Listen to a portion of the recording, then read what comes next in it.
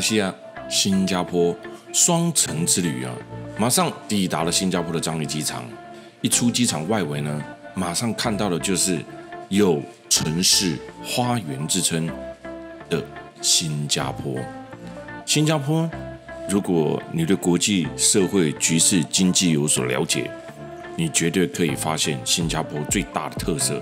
为什么？这20-30年来，基本上新加坡的路啊，走起来虽不甚非常的顺利，但是呢，一直立于不败之地哦。新加坡有几只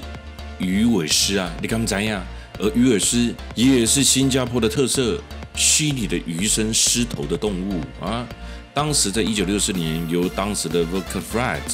水族馆的馆长啊 Fraser， 他所设计的。那2年后被新加坡的旅游局采用了作为了这个标志啊，一直沿用到1997年。鱼尾狮代表着新加坡，如同法国的巴黎铁塔、美国的自由女神。鱼尾狮狮头啊，设计的灵感来自于新加坡的一个历史传说哦。鱼尾是象征的新加坡是一个海岛，代表这一只鱼尾狮所有一切，新加坡所有的一切跟着这个海息息相关。鱼啊，就代表这个国家的过去，因为新加坡以前是一个渔村啊，一个海滨啊。狮啊呢，双重含义啊 ，power 力量啊也象征着现在的新加坡在全球的经济力量。我看到新加坡呢，有时候会起鸡皮疙瘩，为什么？你看看弹丸之地啊，人家这么小的国家，不太搞内斗，对不对？经济发展这么厉害，人民水准、收入、薪资之高啊，而且重点是什么？新加坡刑法非常非常的重，在华人的世界，你不用刑法怎么可能的事情，懂吗？华人世界，那个劣根性很强啊，所以呢，他们家因为重罚，所以他很多的烧杀掳掠啊，自然是一等一的好，对不对？大家与有荣焉。以前的社会电脑摆卡呢，真恐怖的，跳到摆卡青一个哇塞，动刀动枪的动不动呢豺狼办会，没关，那还太多了这个讲也讲不完。当然每一个人的理念是不同的，但相对之下，你看看，虽然他非常的严格到很多人觉得不人道，相对之下，它带来的是什么？人民的安居立业，对不对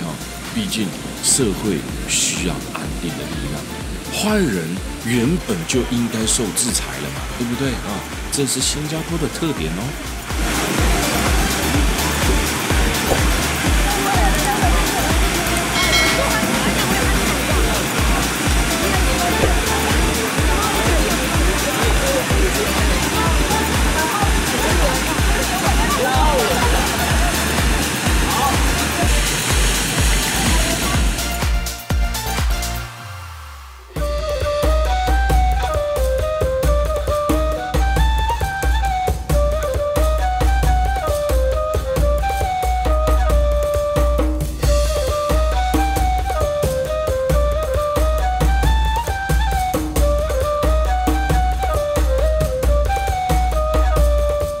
所以你知道为什么我很喜欢新加坡？为什么？这个国家阿拉伯人、印度人、华人、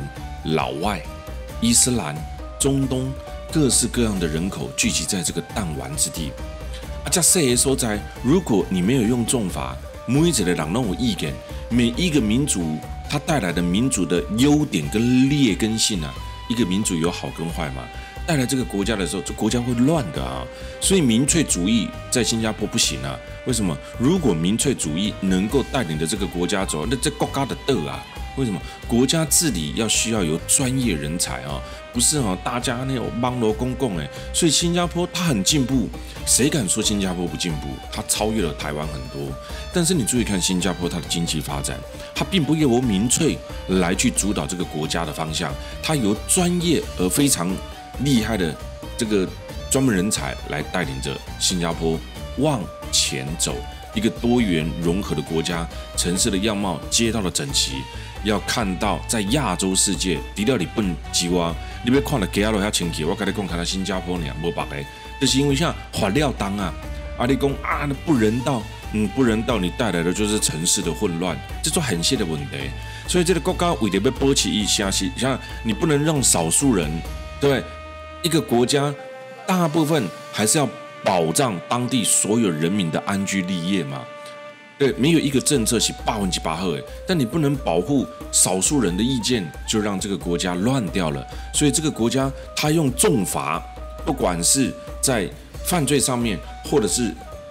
一般的生活上面，都有他其来有自的原因啊，只能说真的很厉害。所以你去看看哦，这个地方的特色啊，这个地方的特色啊，你看这个地方这个国家，它必须容纳各式各样的人种，自然这个国家就不能有彼此互相强烈的什么种族歧视啊。中东艺术的巷弄，在这边特色酒吧的水烟街，新加坡的阿拉伯街，充满了中东风情的巷弄，一栋栋色彩缤纷的房子。以前这里是一个世界的转口中心啊，转运口啊，所以就代表了什么？各式各样的以前的商人都会来到这个地方，然后藉由这个地方来转运，进而喜欢这个国家而留了下来，在这边过着一代又一代的生活。这个跟我们台湾很多人到国外去生活的道理是一样的啊，是一样的。所以来到了新加坡，为何我说过了，我们可以去看看一个国家的治理方式。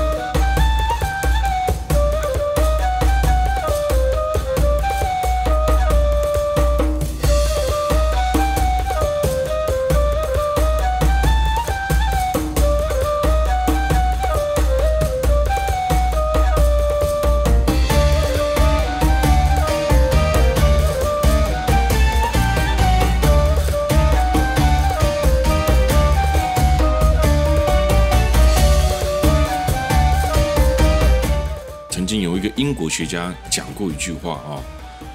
看一个国家的民主素养很简单。很多人说你侵犯了我的权利，所以呢，我要跟你相隔。但是呢，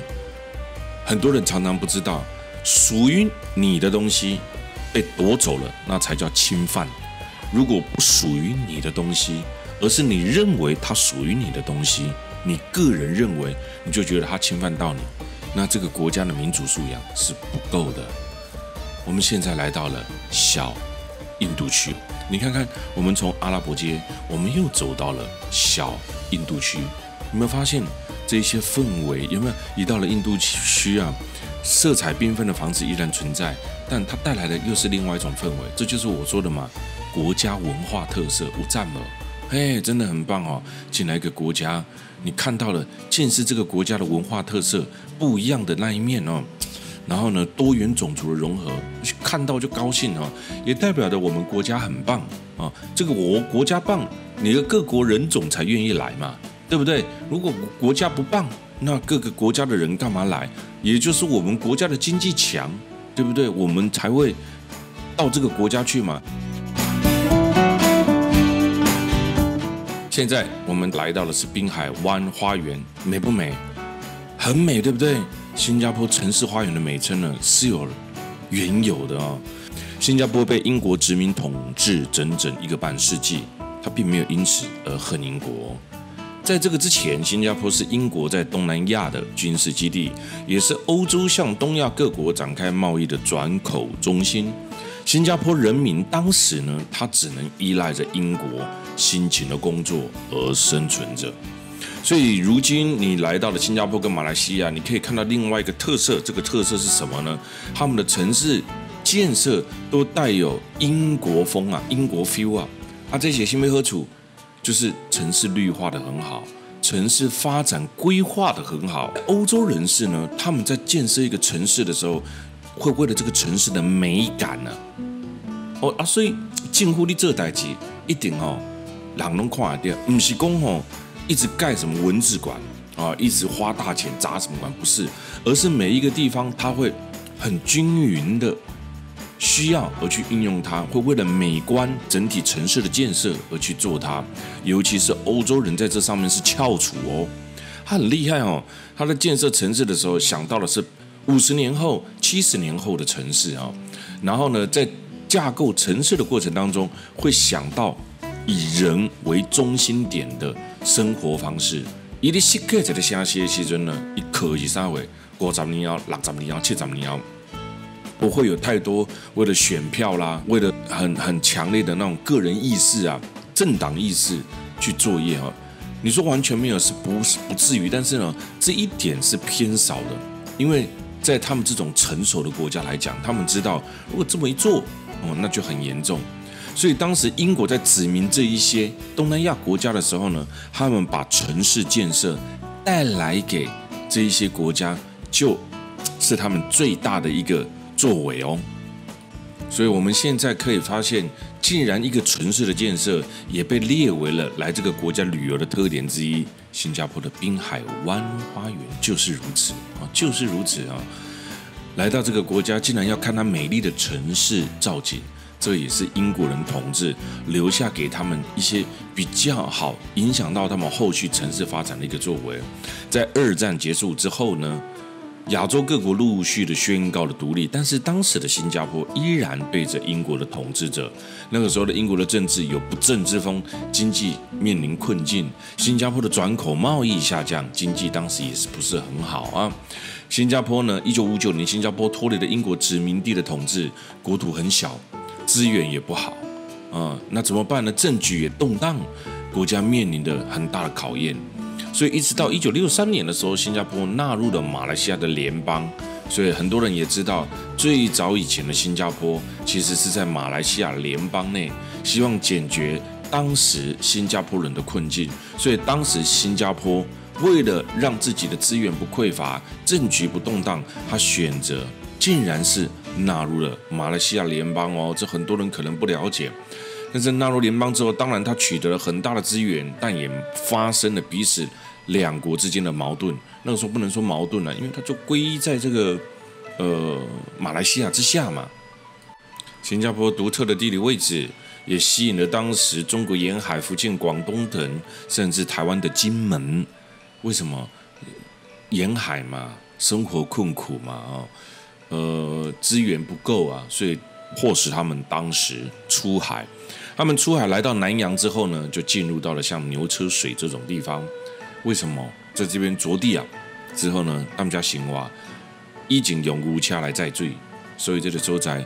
华人的发基地也叫做牛车水。所以你会觉得明明就是华人呢，为什么还要搞一个华人区、印度区、什么区？其实不然，我刚刚前面已经有提到了，新加坡受到英国的统治之后，又加入了马来西亚。在这过程当中，它可以说是一个多元民族的融合但是呢，到后来两国之间，它加入马来西亚联邦之后不够，想想大家观念理念不一样嘛因为毕竟马来西亚它还是以马来人信仰的伊斯兰教为一个主要的政治体经济体跟这个所谓的思考逻辑所以到后来两方不得势的情况之下呢，1965年新加坡退出了马来西亚的联邦。英国军队从新加坡海军也彻底的撤出。当时英国在新加坡的军事费用开支占新加坡国民生产总值1%你看他多依赖当时的英国4万多名的工人呢为英军打工，一大批的企业为英军服务。英军撤出，当时带给新加坡经济呢非常大的损害，导致大批的工人以及商人失业。总而言之，非常非常的严重。你想想看，所以一个国家有远见不会依靠任何一个国家给你的经济完全支柱、单一性的支柱哦。你不能只依靠单一个国家，它也不会依靠任何一个国家来保护你。为什么？它保护你是有条件的啊。那么他个派给公，他没事保护你做什么？对不对？来这边帮你驻军又要花钱，是不是呢？所以国家的远见，正常来讲，你是不能够只依赖单一体的啊。不管是军事或经济也好，都是非常非常危险的，对吧？所以这就是当时新加坡的一个过程。也因为如此，所以它就留下了非常多非常多不一样的整个城市氛围啊，就是多元融合嘛。这也是新加坡最大的特色啊。很多亚洲的国家会来到这边，也就代表这个国家它带给人民的感觉。那这个国家它的政治就相对之下要很稳定，而且不能有歧视，这个国家不能有偏见。那很多各个国家人就会齐聚在这边，新加坡它就拥有了这一种特色。新加坡从1965年退出了马来西亚联邦之后呢，曾经经济萧条。新加坡40年来经济发展从当时开始，1965年到2008年的40多年的历程当中，新加坡的贸易，哇塞，不只是快又好啊，新加坡的贸易还做得很稳扎稳打，跟这个国家的人民特色有非常大的关系。它的外汇储备啊，对外的贸易总值啊，人均国民的生产总值啊，1965年只有450块美金啊，你知道吗？它到后来已经达到了每个人快多少？快到达了42000多块美金了，哎，吓人吧？我们台湾是不是看了都很羡慕？你看看，现在我们来到了滨海湾的金沙娱乐城，这个金沙娱乐城其实是 casino， 这个 casino 呢，来到家设场的时候呢，你看。大家是正面的去鼓舞他，霸王级被告在比熊支持国家推展的政策，让金沙集团在这边盖出的赌场，他们做出了什么？做出了你要来博缴，我给你博你新加坡的人，家己要去来博，我不爱给你博，你爱扣税扣做重的，你要博我给你博嘛，本我们自己国家要博给你博，但是我给你扣税扣做重，扣到给你唔敢入去，你讲真呢？角度啊，爱博的吼，更较济嘛入去，无爱博的吼，或是有一点点念头呢，你会听到这个数字你就不去了，对不对？所以还是有用的，但是呢，它并没有因此呢抗拒外来的这个投资。我说过，一个国家的健全呢，它一定要这个 open eyes， 就是你的眼光要打开的很开哈，让全世界各国人都愿意来到你的国家来设厂，来怎么样，来投资，那这样子你的国家经济才会往前啊。所以这很重要哦。所以你看看滨海湾金沙娱乐城，在的看出新加坡这个国家它做法不一样的地方，让外国来这边投资砸大钱，吸引非常多的观光客来这个地方游玩、掏钱、进户、Q 水，但他反而对于本国的人呢，他不给你赌，你要赌，你付出比较高昂的代价，我就让你赌，谁敢讲话？非常棒的政策。也因为如此，你看金沙娱乐城就那一个诺亚方舟的造型，也因为我刚刚前面所讲的，所以他就在这个滨海湾这里呢，原本没有那么多人投资，他开始大量的开放什么？政府自己也去做很多的公共建设，这些公共建设我们青菜 K， 全部都是有意义的哦，而且呢，都叫知名的设计师来设计。跟 LV 啊好啦，图书馆啊好啦，体育馆啊好啊，规拢起起来，而且起起来了呢，没有一个东西，它可以说是有这个什么个人主见的民粹主见的很多的东西带有国际观，以前呢对外招商，为什么？他知道政治政策国家的稳定，绝对是商人要来投资你的最大因素之一，这就是新加坡聪明的地方。不然新加坡怎么可以屡屡创造出它世界上有如瑞士的地位？你看看当时台湾跟中国领导人会面，包含了北韩跟谁，跟着美国总统，后面也都在这。